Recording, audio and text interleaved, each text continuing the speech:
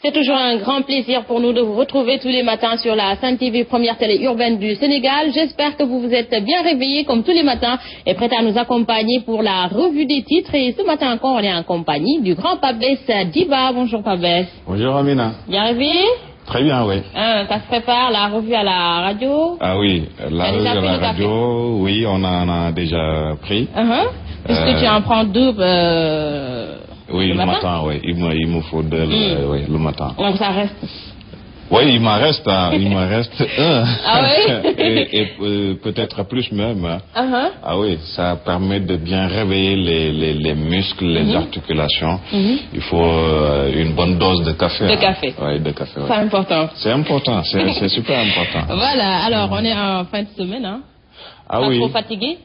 Assis. Les vendredis, on est très fatigué. En fin de semaine, on a vraiment le corps qui ne répond plus aux demandes c'est normal. Parfois. C'est normal, voilà. Les articulations commencent à lâcher, n'est-ce pas? Mais quand même, il y a le week-end pour se reposer.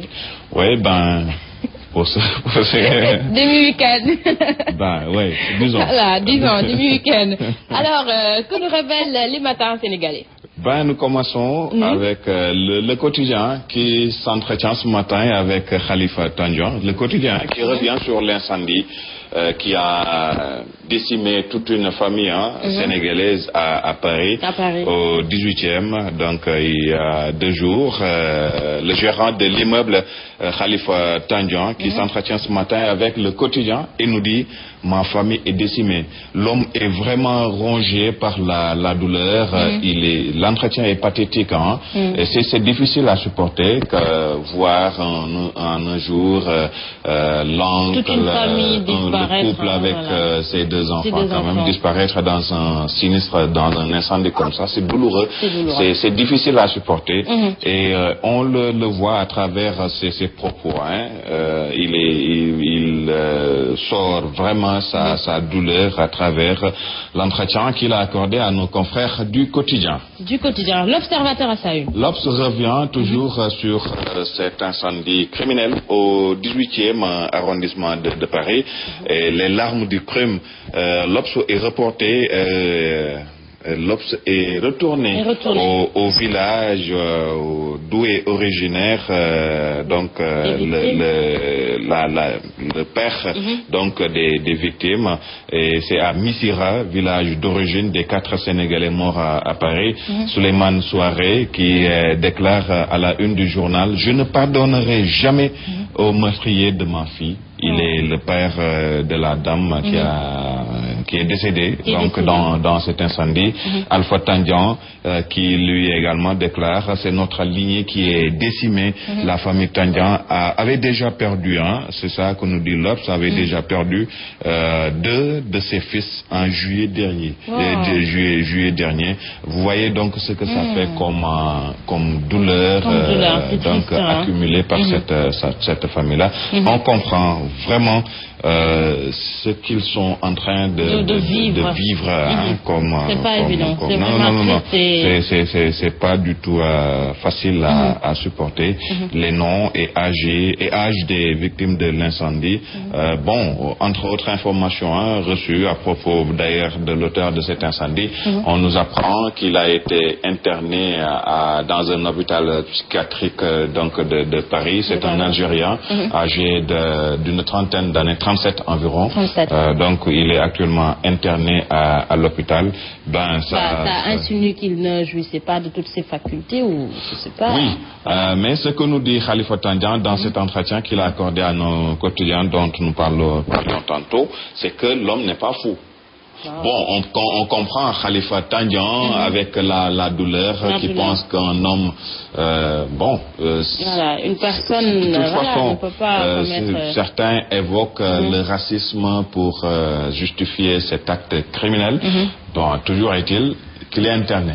à l'hôpital psychiatrique pour voir s'il jouissait véritablement de toutes ses facultés mentales. En tout cas, le président de la République a invité les responsables en charge de cette question d'essayer de tout faire pour apporter la lumière. Oui, pour déterminer les causes de l'incendie. C'est important et on peut vraiment, c'est un réconfort. Le communiqué sorti par les services de la présidence réconforte la famille vraiment par rapport à cette douleur. Je pense également qu'il faut faire pareil pour toutes les personnes, pour tout. Oui, voilà, c'est ce qu'on dit. Certaines organisations, très souvent, on nous annonce des morts de compatriotes à l'étranger et rien n'en advient. Des morts non élucidées. Absolument, il faudrait également que le président en fasse de même pour les autres Sénégalais qui sont morts. Récemment, on a parlé d'un Sénégalais décédé en Espagne. Oui, et jusqu'à présent, les circonstances ne sont pas déterminées. Et d'ailleurs, des Sénégalais qui ont été arrêtés après donc la manifestation des Sénégalais en Espagne. C'est bon d'arrêter des gens qui sont en porte-à-faux avec la loi, mais quand il y a aussi mort d'homme, ce serait bien également de déterminer les causes. C'est toujours bien. Mais restons avec l'observateur pour parler d'autre chose. Il y a quelques semaines, on annonçait il y a la mort du mannequin Matim Mbodj. L'Obs nous apprend ce matin que le taximan de Matim Mbodj est en garde à vue. Pourquoi?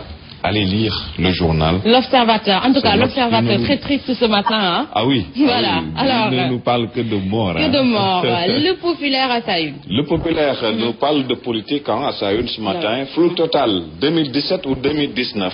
C'est une question que se pose le journal. Flou total, donc autour de la présidentielle.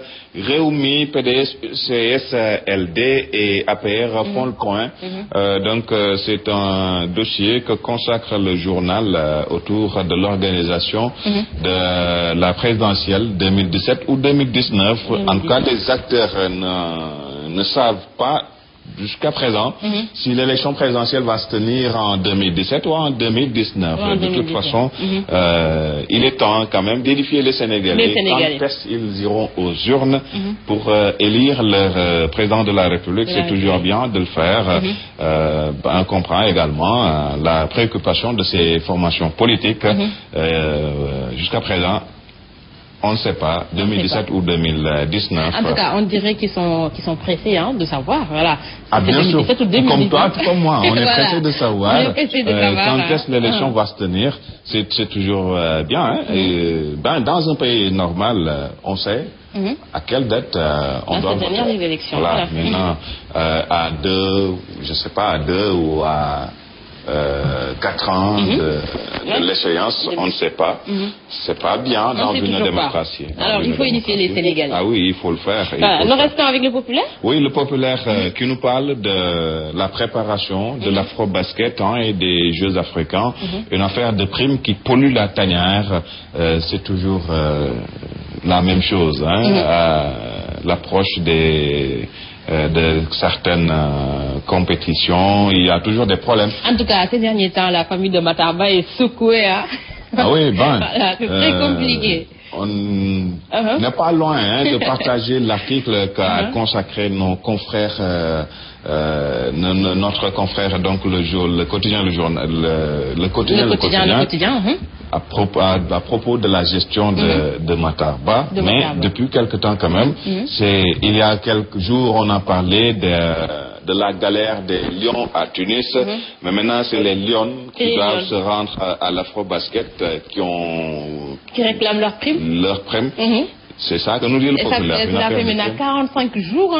Ah non, mais voilà, qu'elle réclame ces primes, mais toujours pas de suite. Ça relève d'une mauvaise gestion. Alors, Matarba, voilà, elle a une de grande place. Elle a une de grande place, c'est toujours la politique, fronde chez les frondeurs.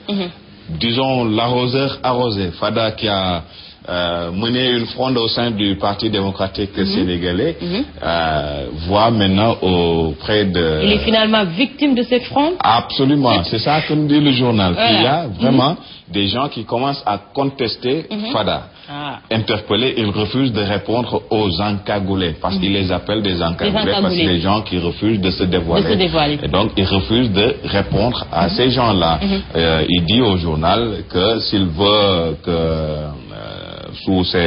si les confrères veulent qu'il leur apporte une réponse, il faudrait qu'il cite des noms de frondeurs au sein de sa fronde. Comme il les appelle. Il a mené une fronde contre Wade, et voilà également que des gens... Et finalement, il y a une fronde au sein de cette... De la fronde.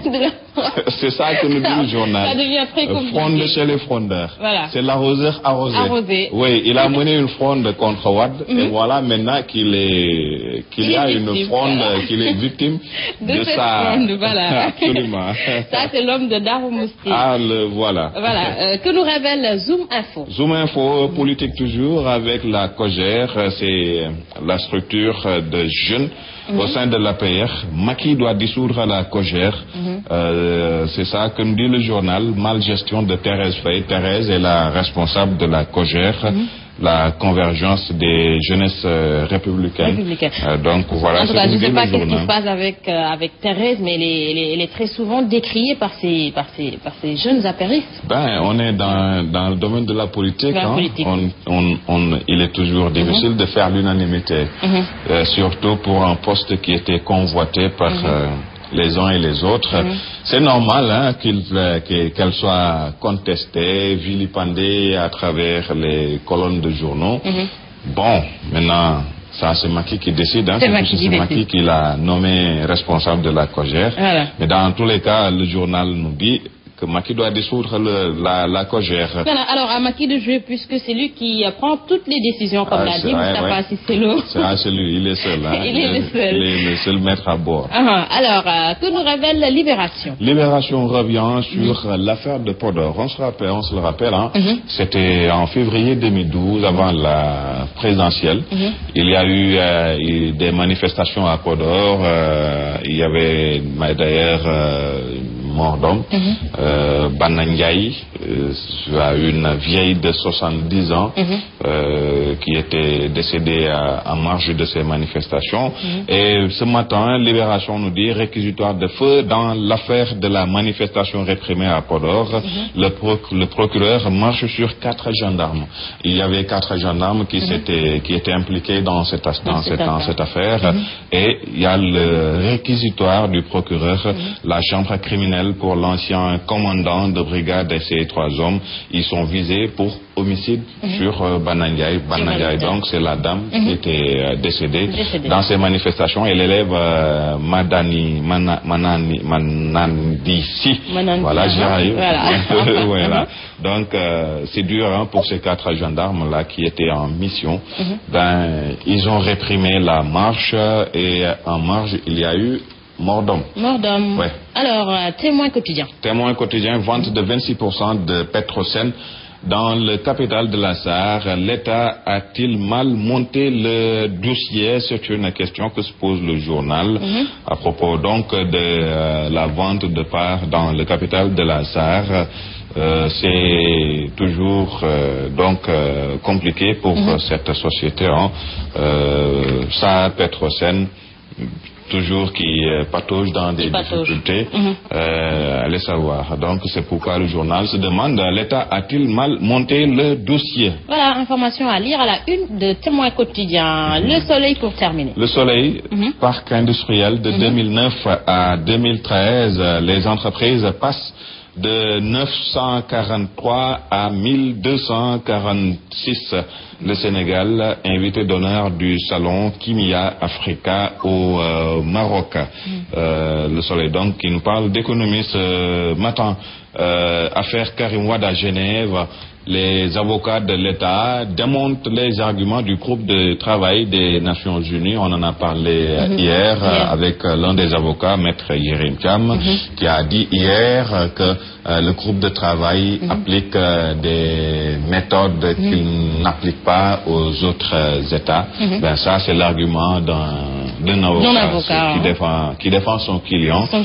Ça se comprend, mais il a dit toujours, c'est lui qui parle, et dans le journal, on retrouve toujours les mêmes arguments.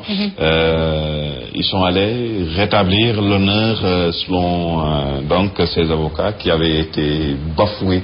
Et ils sont allés à Genève pour rétablir l'honneur du Sénégal.